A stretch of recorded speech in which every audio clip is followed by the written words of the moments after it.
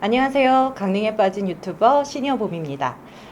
요즘 셋만 모여도 강릉의 아파트 분양에 대해서 얘기를 하고 정보를 나누게 되는데요. 그래서 오늘은 강릉 지역 부동산 전문가 미성공인중개사무소 오찬선 소장님하고 강릉 지역 아파트에 대해서 저희가 분석을 좀 해보려고 합니다.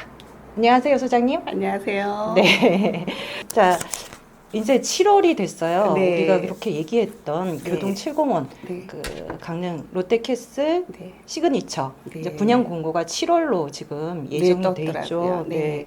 그래서 이게 아파트가 당첨이 되면은 사실은 그럼 너무 좋죠. 근데 또 거기서도 어떤 선택의 여지가 있는 것 같아요. 이거 네. 실질적으로 내가 어떤 투자 목적으로 한다 그러면은 어떻게 운영을 하면 좋을지 제가 강릉 롯데캐슬 저 당첨됐어요. 축하합니다. 네, 이랬을 때 청약이 당첨이 됐을 때 네. 이거를 프리미엄 피를 받고 네. 네. 파는 게 좋을지 네. 아니면 그 시기 네. 계약금을 넣고 그 다음에 파는 게 좋은 건지 아니면 조금 있다가 잔금을 좀 남기고 그 다음에 파는 게 좋을지 사실 어떻게 해야 될지 잘 모르겠거든요. 네, 그렇죠. 좋은 네. 조언 좀 부탁드릴게요. 네네. 이거 조금 뭐 복잡할 수도 있는데, 이제 사실 이제 다들 전매라는 것은 뭐 준공하기 전에 아파트가 올라가기 전까지 등기치기 전까지 서로 사고 파는 것을 전매라고 하는 것은 이제 다들 아실 텐데요. 지금 이 영상을 찍고 있는 시점에는 아직까지 롯데가 전매 제한이 있을지 없을지 아직 뜨지 않았어요. 근데 네. 이제 곧 뜰 것 같은데 뭐 전매 제한이 있으면 그 기간에 따라서 하면 되는데요. 만약에 전매 제한이 없다는 것을 전제로 해서 제가 좀 설명을 드리면, 일단은 이제 이게 당첨이 됐다고 해서 바로 전매가 가능한 건 아니에요. 예. 네. 그러니까 전매 당첨이 되고 정식 분양 계약서를 쓰고 10% 계약금을 넣은 다음부터 이제 전매가 가능하거든요. 계약금을 먼저 넣고 네네네. 그다음에 가능하네요. 예, 그게 왜 그러냐면은 이제 당첨이 됐었어도 이게 서류 심사라든가 이런 걸로 인해서 서류 탈락이 되면은 네. 없어질 수가 있고요. 네.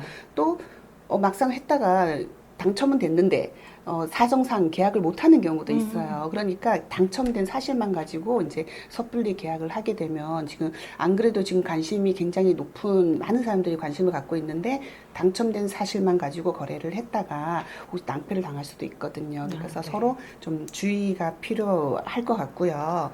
그리고 이제 그 계약하고 전매하는 게 좋은지, 뭐 중도금을 갖고 네. 갈지, 네, 잔금 네. 때 팔지, 이런 게 여러 가지 경우의 수가 있는데, 이거는 뭐 어쨌든 각자 그 상황에 따라서 조금은 다를 수가 그렇겠죠? 있긴 네. 있어요. 근데 가장 큰 문제점은 이제 분양권 그 전매에 대해서 그 양도 차익 있잖아요. 분양 그 웃돈에 대한 양도 차익에 이제 세금을 부과가 되거든요. 네, 네. 그래서 작년까지 이제 올해부터 법이 바뀌어가지고 분양권 전매에 대해서 양도소득세가 많이 올랐습니다. 그래서 양도 차익에 대해서 70%, 70%에다가 또 주민세 10%가 붙어요. 네, 그러니까 결과적으로 제가 갖는 거는 그러면 20몇 프로? 27%, 23%? 네. 예, 77%가 세금으로 이제 나간다고 보시면 되고, 1년간 그렇습니다. 그래서 또 1년이 지난 시점에는 또 60%에다가 10% 해서 66%가 세금이에요. 그러니까 점점 줄어들기는 하는 거네요. 예, 근데 더 점점은 아니고 딱 1년이냐, 1년 이후냐 전후로 돼요. 전후로만. 예. 네. 그렇기 때문에 이제 사실은 전매에 따른 실익이 너무 없다 보니까 네.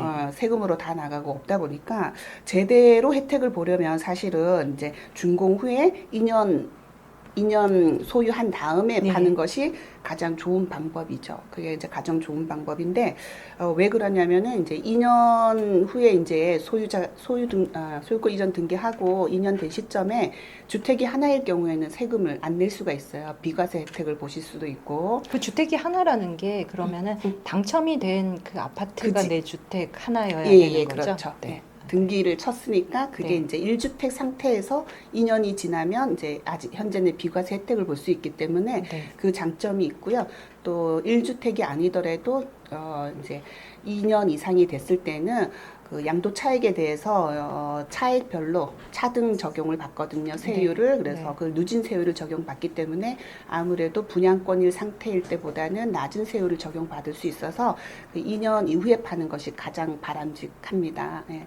그런데 또 이제 뭐 자금 여력이라든가 대출이 안 된다든가 이제 그런 분들은 전매를 또 해야 되니까 네. 안 할 수는 없는데 뭐 계약금만 내고 할 건가 뭐 기다렸다가 하는가 이거는 좀 본인이 좀 고민을 좀 해봐야 될 것 같고요. 네. 예, 뭐 자금을 좀 중도금 대출을 해서 좀 끌어갈 수 있는 여력이 된다면 시장 상황을 봐가면서 내가 좀 적정한 타임에 전매를 하면 되는데 그거는 선택하시면 되고 또 이제 중도금을 이제 어떤 분들은 중도금 대출을 하는 게 나으냐 또 안 하는 게 나으냐 이런 네. 질문들을 하시는데 그것도 이제 그 최근에 한 그 유승 한예대 아파트는 유이자라는 말씀을 들었었고 자이 아파트 같은 경우는 무이자거든요. 네. 그래서 이자 부분을 내가 감수하고 중도금을 이자로 갈 건지 또 나는 꼭 입주를 할 거기 때문에 굳이 내가 이자를 낼 필요가 없으면 그냥 중도금 없이 갈 수 이런 거를 결정하실 수가 있는데 일단 전매를 한다고 가정했을 때는